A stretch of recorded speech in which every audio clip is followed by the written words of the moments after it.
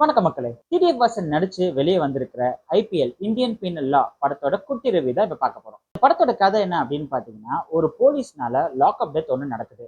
அந்த lockup டெத்ல Innocent gap டிரைவரான Kishore வந்து involve பண்ணி அக்யூஸ் பண்ணிடுறாங்க.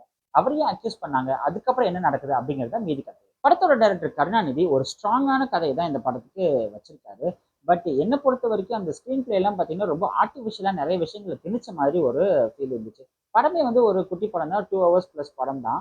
பட் அதுல வந்து தேவையில்லாத லவ் ட்ராக்லாம் வந்து உள்ள இன்வால்வ் பண்ணதுனால அந்த படத்தோட அந்த கோர் வந்து எசன்ஸ் வந்து கம்மியான மாதிரி ஒரு ஃபீல் இருந்துச்சு.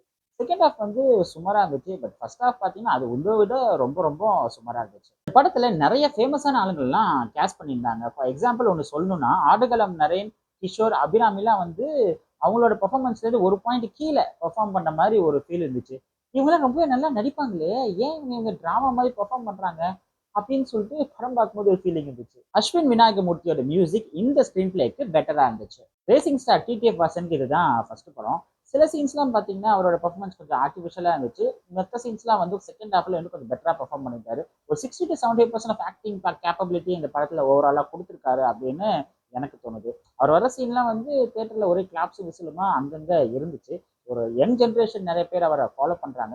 ஃபியூச்சர்ல இன்னும் பெட்டரான ஸ்க்ரீன் பிளே, இன்னும் பெட்டரான பர்ஃபார்மன்ஸ் பண்ணாருன்னா அவரோட மூவி கரியருக்கு இன்னும் நல்லா இருக்கும். படத்துல சில பல பெரிய சீன்ஸ் எல்லாம் காமிச்சிருப்பாங்க. அப்பா இப்படிலாமா நடக்கும் அப்படின்னு நமக்கு ஒரு ஃபீல் வரப்போகும்போது அந்த பர்ஃபார்மன்ஸ்லாம் பார்த்தீங்கன்னா ரொம்ப ட்ரமாட்டிக்கா இருந்த மாதிரி தோணுச்சு. அதாவது ஒரு லைவ் டிராமா எப்படி பார்த்தா நமக்கு வந்து எடிட்டிங்கே இல்லாத ஒரு வெர்ஷன் மாதிரி ஒன்று இருக்கும்ல, அந்த மாதிரி ஒரு ஃபீல் இருந்துச்சு. ஸோ அதுவே வந்து படத்தோட அந்த ஸ்க்ரீன் பிளேயோட அந்த எசன்ஸை கம்மி பண்ணிடுச்சு. ஓவராலா இந்த ஐபிஎல்ல ஒரு ஸ்ட்ராங்கான கதை இருந்தாலும் ஆர்டிபிஷியல் சொதப்பல்கள் அங்கங்க இருந்ததுனால எனக்கு இந்த படம் கொஞ்சம் டிசப்பாயிண்டிங்கா தான் இருந்துச்சு.